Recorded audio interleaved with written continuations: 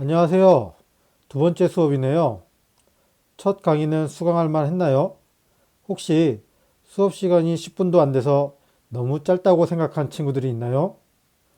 여러분들에게 제출한 과제를 수행할 시간도 필요하고 기타 여러 가지 이유로 앞으로도 강의를 10분 전후로 제작하려고 하니 양해 바랍니다. 자, 이번 시간부터 과학적 탐구 방법에 대해 학습해 보려고 합니다. 과학적 탐구 방법은 크게 기본적 탐구 방법과 통합적 탐구 방법으로 나눌 수 있는데요. 그중 기본적 탐구 방법에 대해 먼저 알아보겠습니다. 기본적 탐구 방법 중 첫 번째, 관찰은 오감과 인지 구조의 상호작용을 통해 사물이나 현상에 대한 정보를 수집하는 활동을 말하는데요. 여기서 인지 구조와 상호작용을 한다는 특성 때문에 관찰자의 지식, 경험, 관점 등의 영향을 받게 됩니다. 학습지에 제시된 첫 번째 사진을 한번 볼까요? 어떤 사진으로 보이나요? 아니, 어떤 이미지가 가장 먼저 보이나요? 할머니와 할아버지가 마주보고 있는 그림인가요? 두 사람이 기타를 치며 노래를 부르는 그림인가요? 그것도 아니면 그냥 가운데 큰 잔이 있는 그림인가요? 같은 그림인데도 어느 것을 보느냐에 따라 전혀 다른 그림으로 보이지 않나요?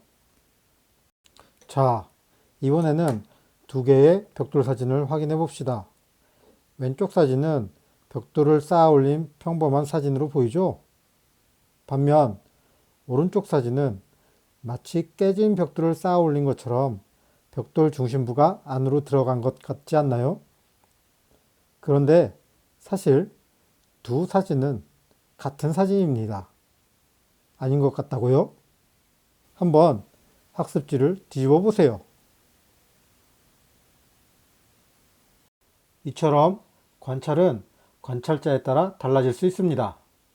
한 가지 더 말하자면 저는 오른쪽 사진을 깨진 벽돌을 쌓아 올렸다고 표현했지만 안으로 들어가게 쌓아 올렸다고 표현할 수도 있고 이 표현과는 또 다르게 생각하는 친구들도 있을 것입니다.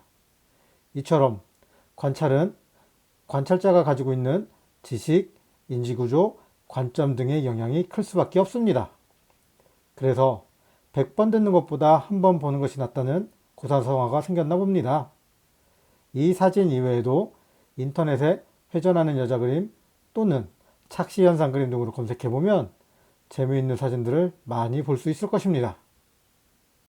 이와 같은 특징을 가진 관찰의 결과는 탐구 활동의 기초 자료가 되기 때문에 유의해야 할 점들이 있는데요. 그 중에서 여러분이 가장 실수를 많이 하는 부분을 세포 관찰에 대한 예시를 제시해 봤습니다. 세포의 핵에는 염색체가 있습니다. 현미경 관찰 시 사용되는 염색약에 염색이 잘 된다고 해서 붙여진 이름이죠. 이런 내용을 이미 알고 있다 보니 두 번째 사례처럼 표현하는 경우가 종종 나타나게 됩니다. 이처럼 관찰 진술이 지식의 표현이나 사적인 견해가 아닌지 유의해야 합니다. 한편 관찰은 크게 정성적 관찰과 정량적 관찰로 구분할 수 있는데요.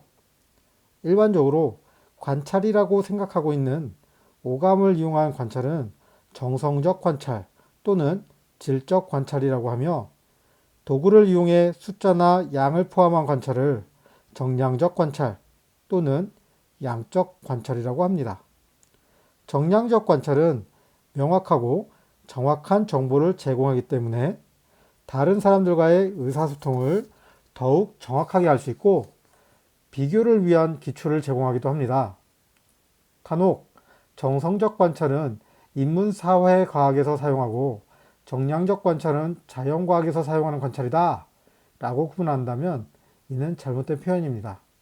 다만 인문사회과학 특유의 특성상 정성적 관찰을 주로 사용하고 자연과학의 특성상 정량적 관찰을 주로 사용하고 있다고 아는 것이 더 좋겠습니다.